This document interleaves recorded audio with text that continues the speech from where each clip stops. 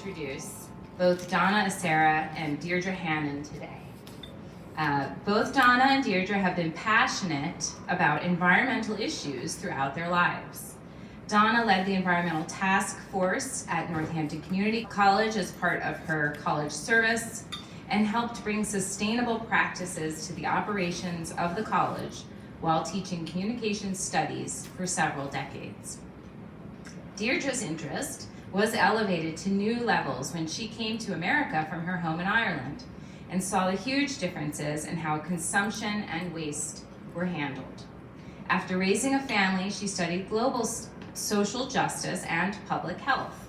She recently graduated from Cedar Crest College with a minor in political science. Her dissertation focused on how the impact of climate change affects vulnerable populations and how this ties into creating a more sustainable planet. So please join me in welcoming Donna and Deirdre.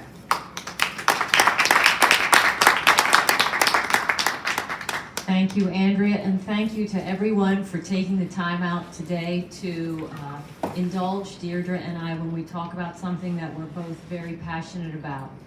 And for me, I'm passionate about the exhibit. So if you haven't been to the exhibit, please take your time after the talk to walk through it. Like Andrea said, touch everything, but even more, read every single panel, because we worked really hard to bring you the history of mid-century America.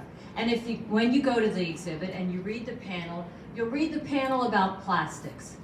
Plastics, of course, were introduced to consumers after World War II. You'll learn that at the exhibit. And they were used predominantly in World War II and fighting World War II because they were durable and they were very versatile. But once the war was over, you had this plastic production, economy in this industry, and what to do but to, filter it into every American's life. So I want to play a clip from you, which I think captures how people interacted with plastics and other throwaways in the 1960s. We're fast forwarding now through the 50s, and the plastic really ramps up, and now we're into the 1960s. And this clip is from a show that you may have watched or you will binge shortly after this talk, called Mad Men.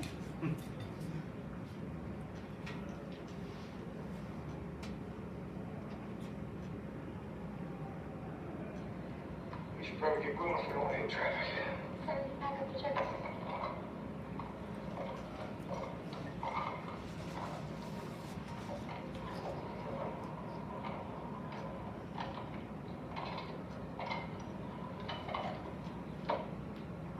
Family picnic. Check their hands.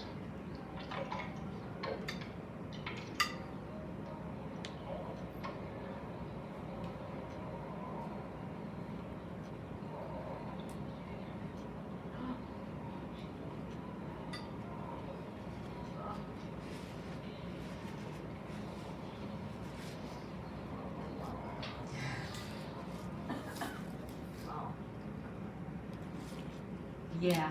Wow. What did she do? She just dumped all the trash on the grass. They just left it and walked away. Wow. And you can see that this created, these kinds of things created, this problem that had to be addressed. And so, where was the problem coming from? It was coming from the container and beverage industries that were using these. And so legislation was starting to creep up towards these container and beverage industries to do something to curb the plastic. And the industry said, wait a second. Here's an idea.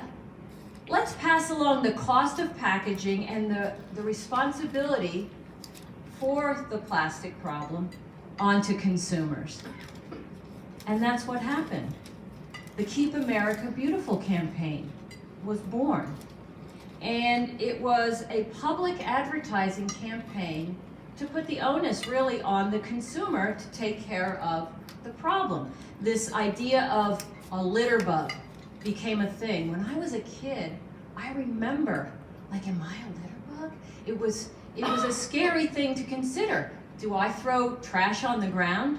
And so the Keep America campaign was created by the beverage companies like Pepsi and Coke to put the responsibility for the plastic and the littering problem onto the consumers to solve. And what this did was it stopped lawmakers from holding these companies responsible.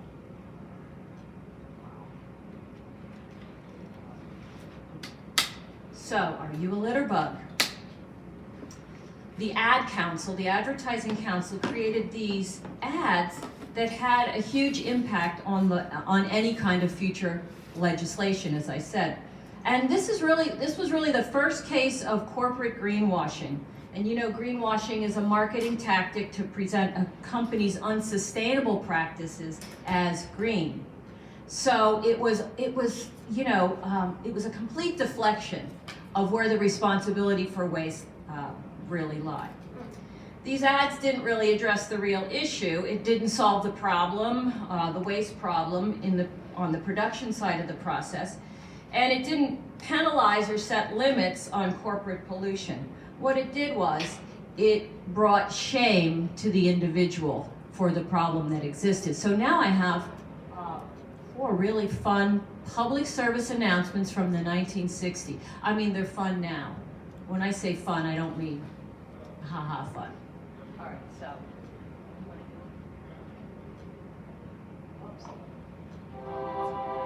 Do you let people come into your system to they spread filth and garbage? This We want to start with Susan Spotless. Well, this is American broad. Can we? You live here and They're all play going here. now. You're and grow here. Scoot up to Susan Spotless because she was the poster child for the littering campaign in 1961.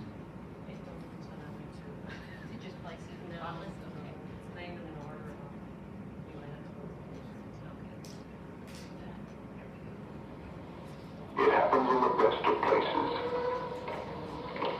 In the best of families. Daddy, you forgot. Every litter is heard. Right, Susan Spotless. Every little bit thoughtlessly dropped blemishes a bit of America. Our highways, our streets, our picnic spots. Keeping America beautiful is a family affair. Keep your highways handsome. Carry a litter bag in the car and use it. Keep your streets neat by using a litter basket. Keep your parks pretty. Put that litter in its place. Remember, be on guard against unconscious littering.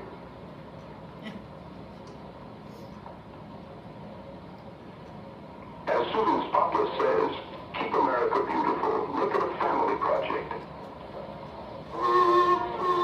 Don't be a litter because if you litter better. Oh, yeah, I can remember singing that song as a kid after watching that.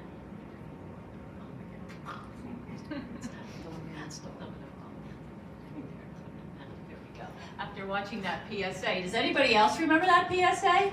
Way before my time. Yeah, okay. So that was Susan Spotless in 1961. Public service announcements popped in between your television shows in the 1960s. So there were commercials, and then there were these public service announcements aimed at curbing this litter. So now we'll go to 1966.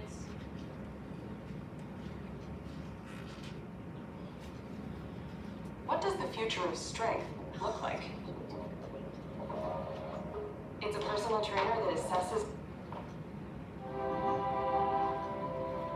This is the face of America, the most beautiful face on earth. America, with its majestic mountains, its broad and breathtaking valleys and plains. America, jeweled with lovely parks and lakes and cities, interlaced with shining rivers and streams, girded by golden beaches. America, many states made one by the world's finest highways. Doesn't it make you fighting mad when people throw trash and litter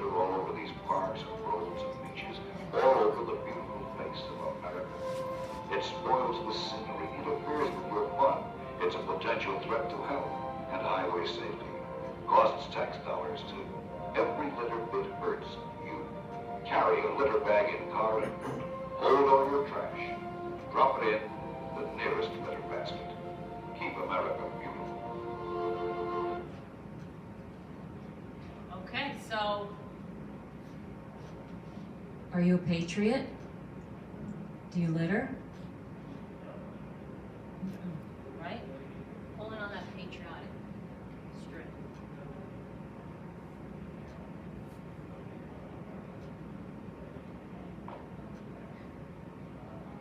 Do you let people come into your home to spread filth and garbage?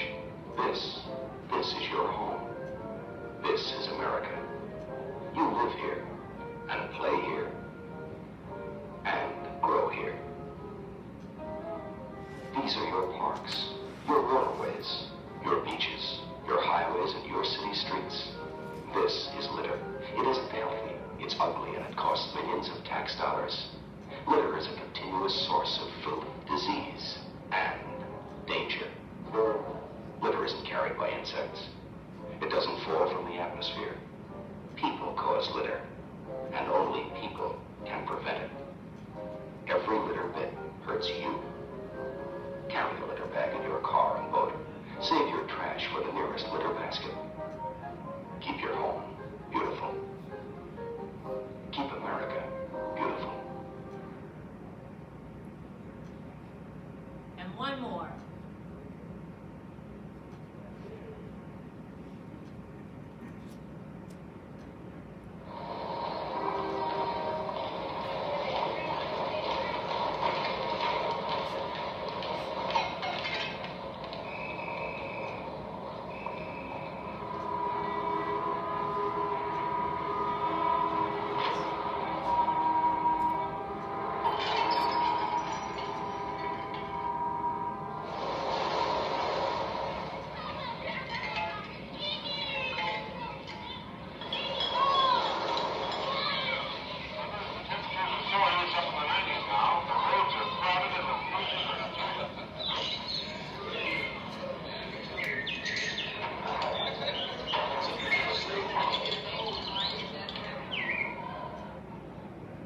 Spreading and living in litter is for, well, certainly not for people.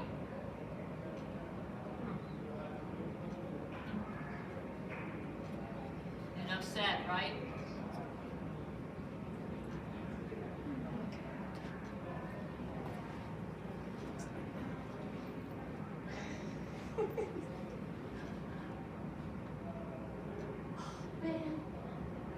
There we go.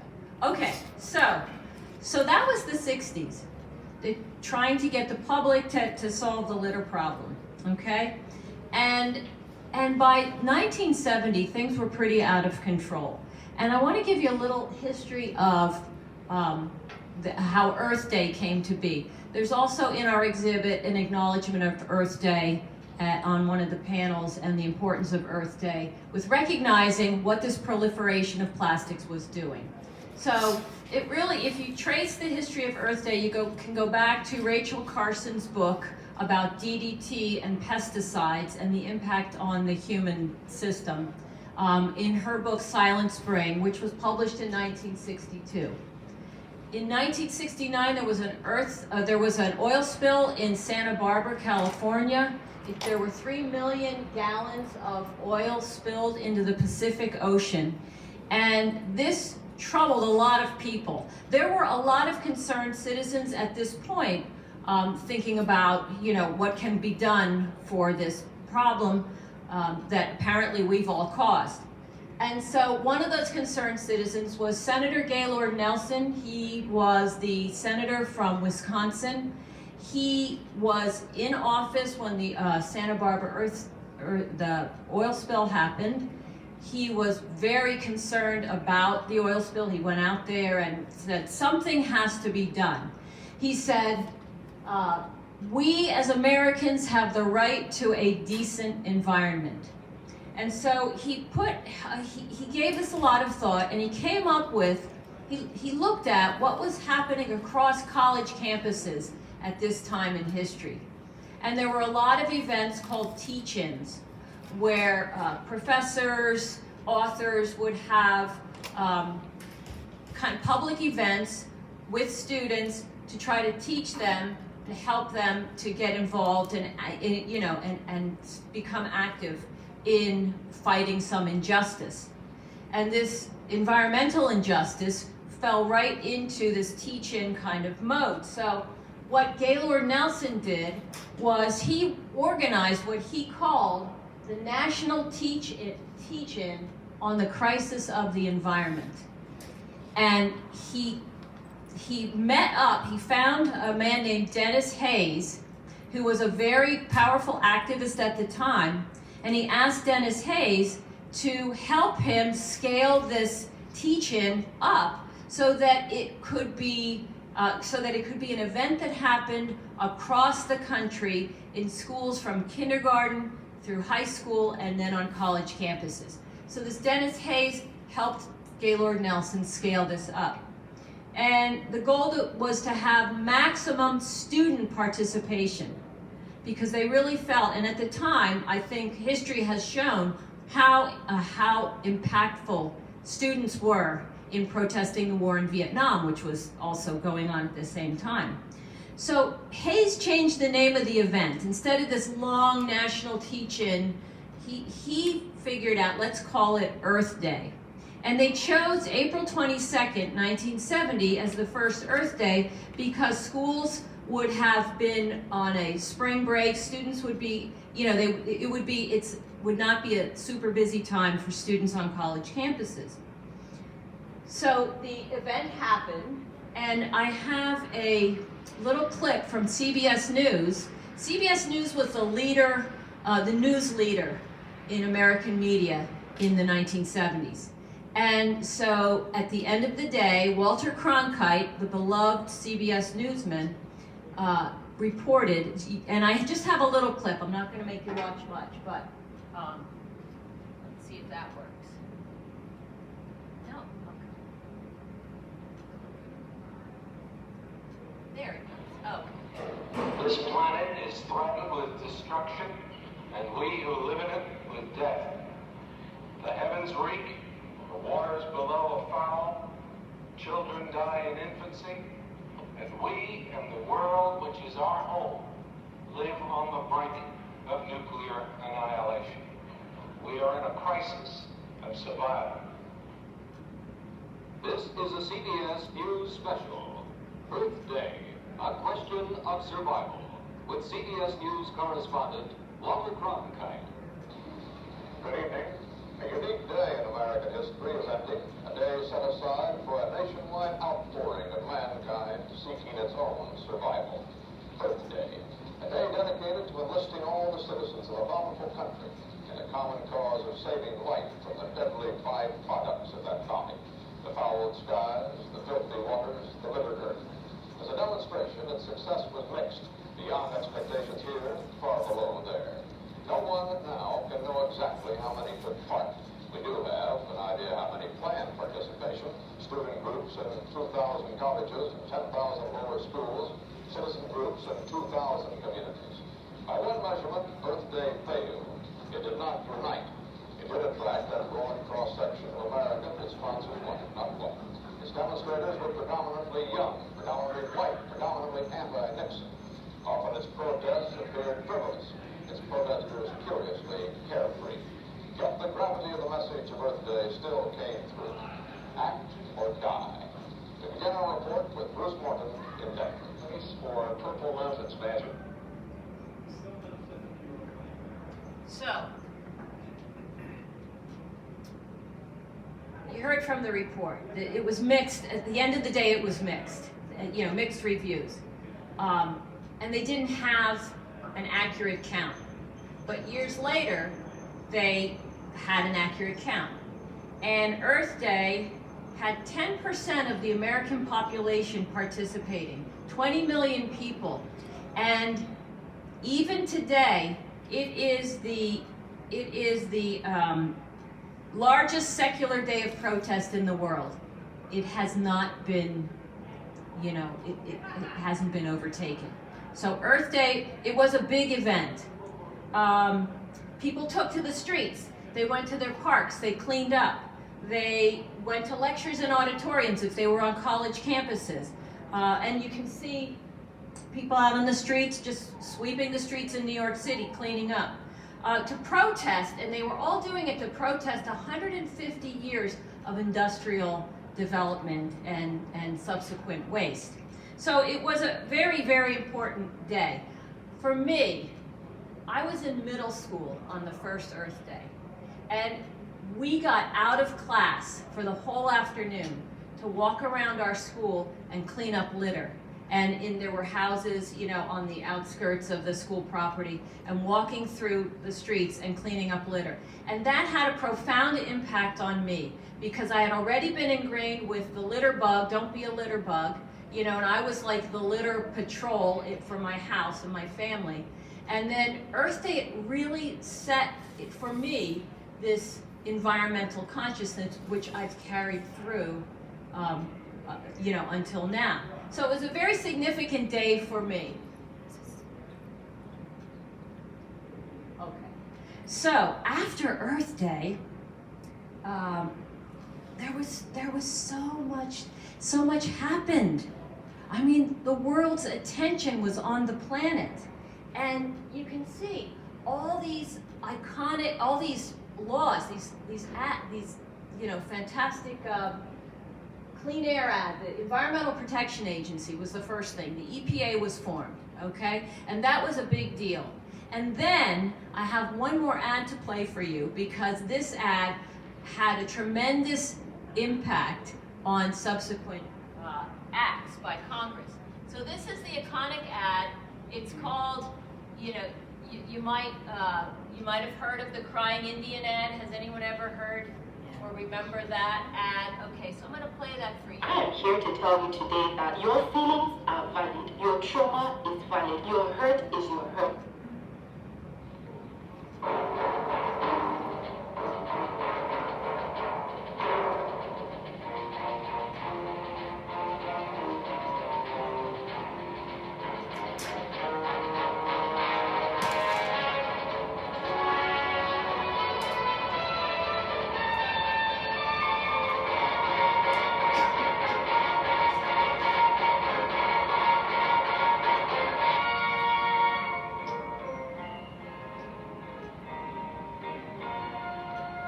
Some people have a deep, abiding respect for the natural beauty that was once this country. And some people don't. People start pollution. People can stop it. Write for Pollution Booklet, Box 1771, Radio City Station, New York. Wow, it's powerful, right? It's controversial because the actor was Italian.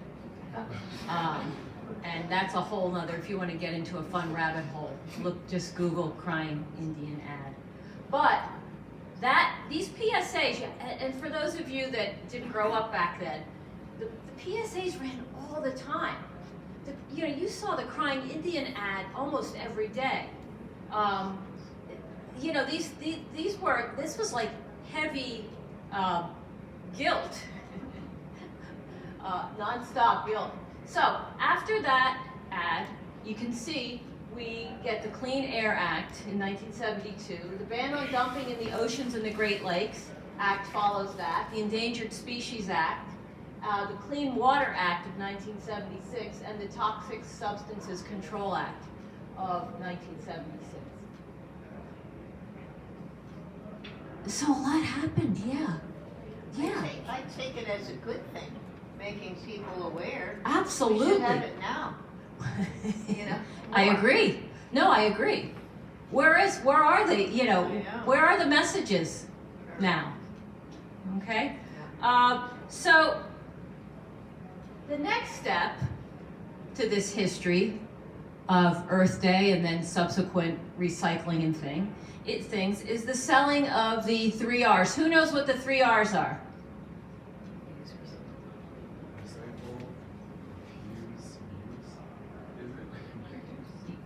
Reduce, reuse, recycle, right? Yeah. Okay, so the funny thing about that is, reclaiming waste was nothing new, but we needed a way to get people, or they, not we, needed a way to get people back to doing what they had done before the proliferation of plastics, and that was to turn their waste into something else. So it was nothing new because we had been doing it as a country. During World War II, the phrase, instead of reduce, reuse, recycle, the phrase was, don't waste it, save it. And it doesn't really ring, but it still, you know, that was the mantra. In the 1930s, during the Great Depression, Americans were encouraged to recycle or reuse everything. Everything from scrap metal to cloth to paper to sacks and more. And the mantra there, or the phrase there, was use it up, wear it out, make do, or do without. And that was, you know, that was kind of the programming. That was one of the more popular phrases. And then in the 1940s, we were back in a war. We were in World War II, and recycling was critical to us fighting and winning the war. And so the popular phrase there, there were many popular phrases, but the one that I had, well, get in the scrap, okay? Throw your scrap into the fight. Throw your scrap metals. Save your cans and pass the ammunition. Pass the ammunition was a very famous kind of phrase during World War II. And my favorite is bring your fat cans down to the depot. But the thing is, during World War II, the military needed nylon and rubber and scrap metal and, you know, even fats. Fats were used to make nitroglycerin, which was made into bombs. So as long as there have been raw materials, there has been recycling. It was nothing new. But again, the 3 R's was getting us back into that thinking about what to do after you've used something, and reduce, reuse, and recycle. So now I'm going to turn it over to Deirdre, where things get dark.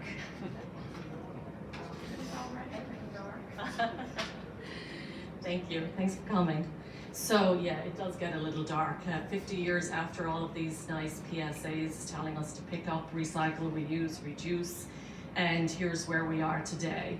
So this 9% here, there's 9% of all plastic ever produced has only been recycled to date, but also 9% of what we as Americans use every year was recycled up until recently the Greenpeace just came out with, they think it's closer to 5%. And that might not be a surprise to a lot of you, because you may have heard that China are no longer taking our recycling. They stopped doing that in 2020 because they couldn't handle it either. It just was ending up in their landfills and polluting their place because it was just way too much. So they did stop taking it. But so now most of it stays in America. There is a small little bit of it that still gets sent to other low-income countries, but very little, because it's actually against the law for those countries to take our recycling. There's this thing called the Basel Convention, and it doesn't allow them to take in toxic waste from anywhere else, because that's what it turns into really, because there's just no capacity to recycle that much trash, recycling trash anywhere in the world. So we do keep most of it now, and that's probably why this number has dropped down to closer to 5%, because it's impossible. There's no capacity for recycling that, there's no economic feasibility.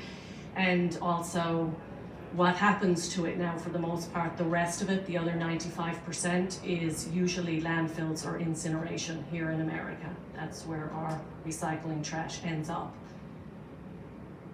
This is a mind-blowing fact for me, but almost half of all plastic materials that we have today have been made in the last few years. There's been a big ramp up in production of plastics for a number of reasons. First of all, the domestic production of oil and gas has helped to rejuvenate that, because now it's a lot cheaper to make virgin plastic. It's much cheaper than recycling it, and most companies don't want to pay more for their packaging, they want to pay less. So there's been a lot of recycling plants that have gotten larger, they've expanded them, or a lot of new ones have been built in the last decade. So there's a lot of plastic out there. Another reason for it is the oil and gas companies are pivoting because they see the future of transportation going electric, so they needed to find another use for their product, the fossil fuel products. So plastic is being ramped up for that reason also. And it's also thanks to taxpayer dollars, because we fund the fossil fuel industry to the tune of billions per year. So we're helping to make this happen here as taxpayers. So what the companies are doing, we're going back to the greenwashing, the companies are, like Procter & Gamble being one of them, they are trying to put it back on us again, like Donna was talking about, saying that, you know, we have to be better, we have to recycle, we can throw this stuff in the recycling bin, don't throw it in the trash, but we don't have the ability to recycle it. But they're saying that by 2030 that they plan to use only 50% of virgin plastic, and the other 50% is going to come from this advanced or chemical recycling. But this has come under a lot of scrutiny in recent years, or recently actually, because there is no capacity really to here in the United States yet for this. As you can see, we use 36 million tons of plastic, and chemical recycling can probably manage at full capacity 1.3% of that. So that's not the answer either, but they would like us to think that it is. Keep using their products because they're going to recycle it. These new plants are going to do it. They've come under a lot of scrutiny as well for their polluting issues. They're in violation of the Clean Air Act a lot of the time, and also a lot of these plants are in low-income communities. They can't fight it as well there, so that's where they end up. And I'll just show you. This is a Procter & Gamble product, the packaging and the product itself. So this is a number 4 plastic. You can hear me? So this is the type of thing that they claim that this advanced chemical recycling will be able to handle. And technically it would if they had the capacity to do it, but there's no way they're ever going to get to the capacity 97% more. We would have plastic recycling facilities literally everywhere in order to do that. So that's just one example. The harder to recycle plastics are what this claims to be able to do for us. And the harder to recycle plastics are the number 4s, number 3s, number 5s, those items. And number 5 would be a yogurt carton, a Keurig pot for your coffee, and I'll show you later, there's alternatives to a lot of this stuff that we can be using. But solo cups, that kind of thing, those are the harder to recycle products. Just because it has that recycling on it, and we'll get to that, doesn't mean it's recyclable. So here we're back to the chasing arrows symbol again. And the chasing arrows, back in 1988, the plastics industry decided to add this in the form of resin codes to all plastics produced. And those are the little, at the bottom, you look for your little chasing arrow symbol and the number inside. And the number corresponds with the type of plastic. And again, a greenwashing, that was total greenwashing. We're gonna think, oh, look, this has that symbol, we can recycle it, put it in the recycling, we're good. We don't have to worry about it, it's not ending up in our landfills. Well, that's not true. 95% of it is ending up in our landfills, even when we put it in the recycling. And that becomes a problem because now we're clogging up the recycling with all kinds of things that are not recyclable, so there's less likely that anything in there is going to get recycled. Here's the types of recycled, or types of plastics. So there's the 7 numbers that you'll see. You almost never see number 7 anymore on there. It's a catch-all number for everything else they just came up with at that time in '88 when they decided to do this. I've highlighted 3 in particular, the 3 in blue, and that is because number 1 and 2 are the most recyclable products. So that's your water bottle. Milk jugs are number 2, water bottles number 1. The little tomato packet, that's a number 1. So if you are going to recycle stuff, those 2 numbers are more likely to be recycled. Now, the highest number I could find is 28%, but it's better than 5. So if you have to get something in plastic and you have the option of a product that's in a 5 or a product that's in a number 1, there's a bit more chance that it's going to be recycled if it's in a number 1. So and it's easier and a little bit cheaper to recycle those 2 types of plastics. Alrighty. So now for my pet peeve one. Plastic grocery bags. So I don't know why we still have them here, but we do. Well, actually, I do know why. We'll get into that. But this is the number of plastic bags that Americans use every year. 100 billion. And that's 1 per person per year. So 365, every one of us uses 365 if we average it out. In Denmark, just as a comparison, the average person might use 4 in a year. So that is an item that is easy pickings. It's low-hanging fruit. You do not need a plastic bag. It's a very easy thing to replace. It's simple, and we may not see them hanging from the trees all along the highway if we could just get away from it. 127 countries around the world have actually banned the plastic bag, or some kind of legislation. Either it's banned or you have to pay if you want one. And actually, I did a little bit of, I did a policy brief last year, and paying for it seems to be the best incentive. If somebody has to pay 20 cents for a plastic bag, they're less likely to take it than banning it, because banning it causes people, it's harder to get a ban in place, really. They've had more success with making people pay for the plastic bag. The US has no federal policy on this. The plastics industry has worked really hard to make sure that we don't have one. And any of the states, there's 12 states right now that do have a statewide plastic bag legislation. They've worked hard to get that because they've been fighting the plastics industry and lobbyists to not allow them to do that.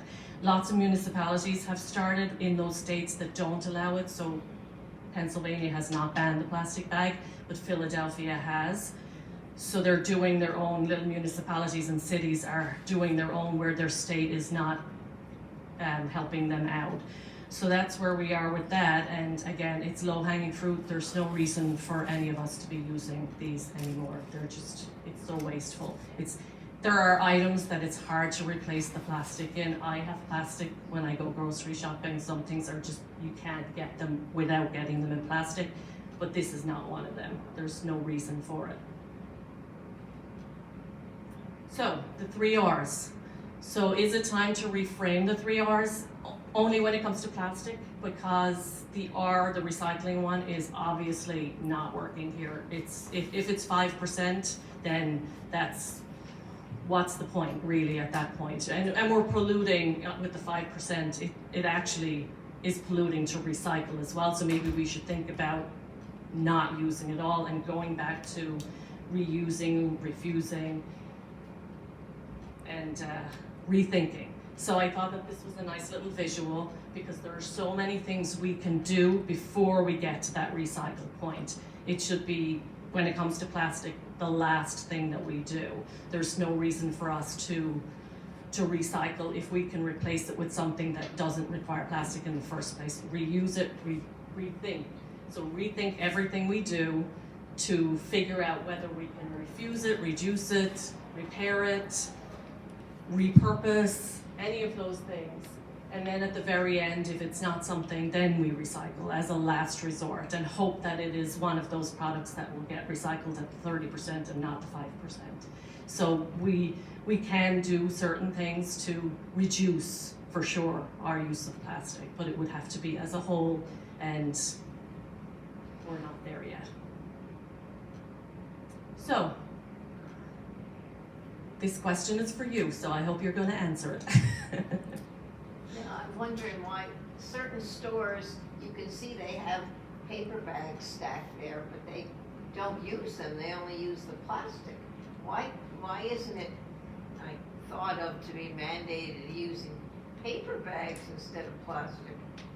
Yeah, and there are some stores, I don't know if you shop in Wegmans, that Wegmans, actually, I know you don't have yeah. plastic anymore, but you do have Giant. paper, but they charge you 5 cents, sorry, for the paper.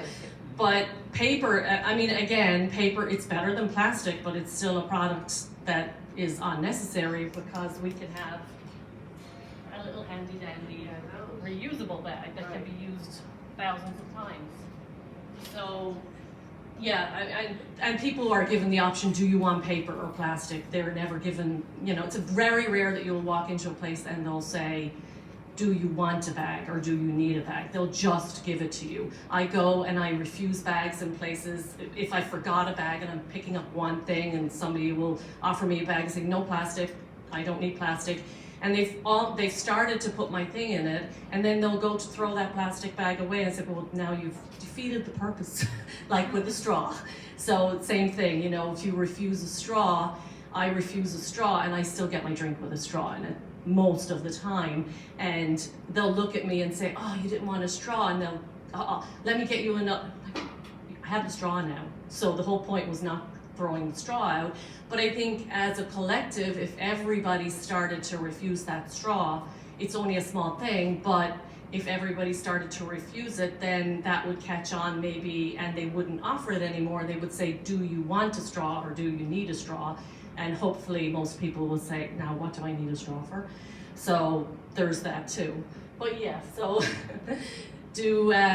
and that's something from Ireland, because you don't get straws. It was never a thing, so it was never a thing that had to be gotten rid of because it was never a thing in the first place. Or eyes, you can't get eyes either. So yeah, this question is open to anybody. Do you think that we can make a difference just as individuals? I think we can. Is there any legislation that's going after the manufacturers? For case in point, before I retired, I worked for a major food manufacturer. We made salad dressings, mayonnaise, mustard, all in glass, and now it's plastic. Yep. And that's where I was talking about earlier, where it is harder for me to walk out of the grocery store with something other than plastic now, because the mayonnaise that I used to buy in glass, I can't find it anymore. So that becomes our problem, but that goes back to the plastics industry making us all addicted to this plastic and thinking that there's no other options. And that's where grassroots get started with trying to fight and get legislation to try and get these. There are products out there, you can get products for most things, but you have to really look for them. They're always more expensive. And if you just want to go to the grocery store and pick up everything all at once, you can't do it that way if you want to be plastic free. And that's a problem. And there isn't enough legislation because the plastics industry has a very big lobby. And here's a good example for, I was picking up my detergent in the store the other day, my dishwasher detergent, and it used to be in a plastic bag, and I was really happy because now it's in a paper box. But then I open it up, and this is 7th generation, so it's supposed to be one of the better companies. And inside, it's inside a plastic bag, but they're telling me that they're 90% of the way there. And I'm like, well, that's no different than, now there's a cardboard box and a plastic bag. Okay, the plastic bag is slightly smaller than the plastic bag it used to be in, but that doesn't wash for me. So yeah, that's what you're up against. And these companies they can find better ways, but it's not, they're making more money by using the cheapest product they can find, which is plastic. Plastic is just really cheap, and much more cheap now for them because of the domestic oil and gas industry ramping up production in the United States, and all of these factories are just pumping it out at that rate of 44% since 2020. There's a great company called Blue Land. Yes. And I get all my laundry detergent, Yep. dishwasher detergent, hand soap, and so on and so forth. Yep. And In the reusable bottles. Yep. And it also comes in Blue Land. Blue Land. And What was the comment? Blue Land is a company that has everything you need in for cleaning Yeah. and soap products, and it comes in packaging that's recyclable. Yeah, and that's great. And I was actually looking at Blue Land yesterday, and they are fighting a case of for the polyvinyl alcohol coating that's over the dishwasher tabs and stuff like that, because they claim that they're not toxic, but Blue Land are fighting that. But the problem, and it's great because they have great products, and so do lots of other places, but that's very expensive, or a little bit more expensive than the average person needs. Like, there are a lot of people who need to shop at the cheapest possible store. They get everything from Dollar General. They're not going to be going online. They're not going to be paying for shipping. They're not going to be. So we need it to become mainstream. It needs to be. But it starts with people Yes. who are able to make those choices, making the best choices we can. Yeah. So when you talk about what can we do as an individual, Yeah. every person is going to have a different answer. Yeah. And for me, I use Blue Land, and I also use a company called What the Crap. There's so many out there. It's toilet paper, and it comes in a big box of 48. It's comparable to what you pay in the grocery store. It comes in cardboard. Yep. It's not individually wrapped with any plastics at all.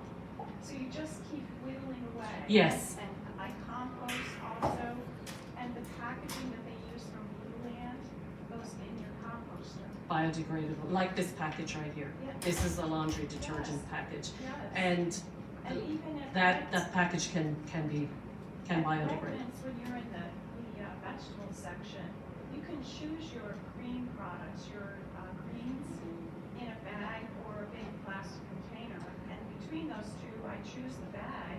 Or you can bring your own produce bags, which we forgot to Yes. bring in Yeah. when we were in my Well, car. Yeah. If the product is loose. Yes. Which brings me to, I have two last things. The food co-op is opening Mhm. later this year, and we'll be able to go in and use our own containers Yeah. and buy in bulk, which is going to be awesome, right? Yeah. It's gonna make a big decision, a big change. And also, farm shares. Mm-hmm. If you can buy into a farm share, all of your produce comes without any packaging at all. Yeah, and there's many ways, and you've pointed out quite a lot of them, of reducing your plastic. But it needs to get out to a wider audience. To do better than the 5%, we need to get it out there to so many more people that don't know or can't afford to go down that route, and who need to be able to pick things up when they want to at the grocery store or on the way home, and because they need it right there and then, and they're just going to pick up the easiest thing that they can because they have time constraints and financial constraints. So yeah, there is a lot of stuff. I have another example. So there's the Keurig pot back there. That's a 5. That is one of those hard to recycle products. This is what I use. It's a reusable pod. I just open it up, if I can right now, open it up, and I put my loose coffee in, and I can still use a Keurig machine. So there's options for most stuff to reduce as much as you can. Your if you have an espresso, it's not in plastic, it's in aluminum, so that's better, because a lot of the aluminum is recycled at a very high rate, and so is cardboard, and so is glass. So don't panic about putting nothing in the recycling. Still put your glass, put your cardboard, put your aluminum, biometal, and your 1 and 2s in, but the other stuff is generally clogging up the system, so it's better to try and not get it in the first place. Try and avoid getting those number plastics. Yeah. So since 2020, you're saying that there's been more plastic produced than all the time before that? 44% of it, yeah. Okay. Oh yeah, it's really ramped up. I don't know if you noticed, but I certainly have noticed when I go in the grocery store now, it is extremely hard to find anything that isn't wrapped in plastic in the produce or in loose stuff. And actually, I was in Wegmans a few weeks ago, and I get my potatoes loose because I have produce bags. So I buy just 3 or 4 potatoes. I went in there and I saw the guy unloading them from the plastic bags into the loose thing. So they had come in plastic bags in the first place. So what I had been doing all along, thinking I was not having that plastic bag, I was being fooled. So in my local Weiss, which I actually hate to shop in unless I need something desperately, the organic produce, all of it is in plastic. The peppers are individually wrapped in plastic. So I can't get an organic pepper because it's wrapped in plastic, but I can get a loose one that isn't organic at the other side. So it's very, very hard to find produce now that isn't wrapped in plastic. Do you have any other examples of industries that are they're requiring more plastic that maybe they didn't before 2020? So I'm just trying to understand where all that excess production is going. It's not just consumer. It's mostly packaging. It's mostly single-use packaging. Yeah, I don't have the statistic, but it is mostly single-use packaging is what the extra plastic is. Yeah. Okay. Yeah. Yeah. Yes. Terrible.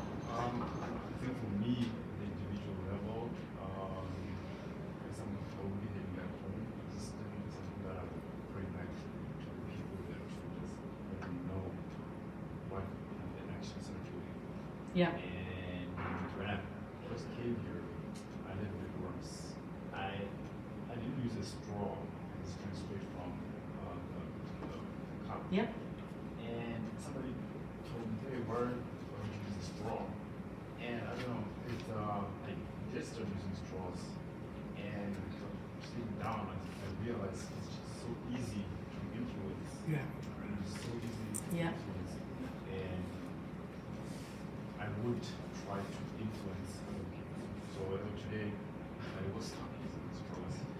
And Yay, we got one. I will try to influence other people because I realized I didn't use straws. And now you do. Yeah, because everybody else does. Yeah. So, yeah, and that's the thing. If you start doing those little things, then for a while everybody's going to be like, oh, here she goes again. Like here's an example, and I have a little list here of things that you can, simple things, because you can change your world in 5 minutes. So I think if everybody adopts a little thing here and there, then eventually it becomes what you do all the time. So you go to the restaurant and you have leftovers and you want to get a doggy bag, and they're going to give you that styrofoam because Pennsylvania hasn't banned styrofoam, which is not recyclable. You get that styrofoam. Just bring one. Put it in your purse, bring it, have it ready to go with the lid, and then it's one less. I think one less of everything is better. I think eventually if things take off and people really realize just where their recycling is going, then they can make a difference. And there's just some little things that everyone can do, start doing right away. There's bigger things. You obviously, you get your products as best you can from sustainable companies with less plastic, and that's great. But even just these small things that people can do, that might make a difference. Ditch the plastic grocery bag. Do that for me. That's the one thing I can't handle. And we really have to be proactive. We can't wait for public service campaigns. We have to do it ourselves. We have to research. We have to care. And that's it. But no, it's not it. That's not it. Oh That's yes, we not have it. some good news. That's Yes. right. Yes, We have some good news. So we did decide to bring you some good news at the end because that's just all doom and gloom, the plastic thing. I just took a road trip across the country and I noticed just windmills everywhere. I drove through Texas, Kansas, Oklahoma, and just windmills as far as the eye can see. So I decided to do a little bit of research and see how much of this is, it's producing. And 23% of the energy that we produce here in the United States is now from renewable sources. If you add nuclear, it goes to 40%. And nuclear, it's not renewable, but it doesn't produce any greenhouse gas. So we're not pumping CO2 into the atmosphere. And that's 40% now. So 23 is renewable energy. Texas leads the way with wind power, and I can attest to that because that's all I saw was windmills everywhere. So they have 20% of their energy is wind power. That's another good news thing. the Palmerton Superfund site, I don't know if any of you know the Palmerton Superfund site. It's in our backyard here in Pennsylvania. It was the third Superfund site that was added to the National Priorities List back in 1983. It was an old zinc smelter, and it had completely obliterated the area. The whole of Blue Mountain had no vegetation left on it. The soils in the people's residences were filled with heavy metals and lead. And there was 190 community soils, properties that needed to be cleaned up. And back in 2021, I think it was 2021 or 2022, 173 of those were removed from the list of from the Superfund site. So that whole part of that is almost cleaned up. The mountain, the vegetation is ongoing, but it's doing really well. That's just something that's going to take a longer time to regenerate. So that is another good news story. So we're not leaving it all with doom and gloom of plastics. How about some good news? They're ripping down the Hellertown, what was formerly the Champion Spark Plug plant in Hellertown, which was a Superfund site because of the way they make these spark plugs, and they're going to build a hospital on it. Yeah. Very good possibility of a hospital. So to me, it makes me wonder, Superfund site, hospitals. Well, at least it's not going to be a plastics chemical plant then. Yeah. But if you go into a hospital today, everything is plastic. Yes. So that, I mean, there, I'm Donna Downer. Yeah. Number 3 plastic, actually. Yeah. Single use. Yeah. Single use. Yeah. Yeah. I've seen enough of hospitals, Donna. That's all right, you can tell us. Yeah. Could you repeat which are the number 1 and number 2? I didn't know there was a difference in, you know, like with the little. In the plastics with the tomatoes little come in. code? Yeah, what number 1 and number, I didn't know that. Okay. So water bottles, beverage bottles, like your Cokes, your sodas, that kind of thing. Yeah. This is a 2. This is The a jug is a 2. This is a 1. 1. A lot of these kind of little clamshell ones are a 1 also. Some of them can be a 2. Just check the bottom. This is a 1 also. Stuff like this, like my cheese came in, is not recyclable. If it doesn't have anything, it usually has some kind of a thing on it. If it's an American product, so you'll have the chasing arrows. That does not mean it's recyclable. That's just because they put those resin codes on back in 1988 to every plastic product to make us think that we could recycle it. Can I find that list online probably for reference? Yeah, if you Google that, it will I like that tell list. you Yeah. what everything is. And you can usually just, if you have something, a product that you use a lot, Google it and say, what's the packaging made of? And you should be able to find something with that. There's so many little So things does you that, can do. Even dental floss, you can buy it, just a tube of it with no plastic. Yeah. And then it's in a glass jar. Yeah. And that's reusable. Yep. So if you just think about each item that you deploy every day. Yeah. And I like to tell people to just pick like one thing. Get started with one thing. Just do this one thing maybe, or do the grocery bag thing. And when you get used to doing that for a month, then add another thing, because it's very daunting. It is really, and it's getting harder to, you know, because now you have to keep replacing more and more products, because more and more products are in this plastic.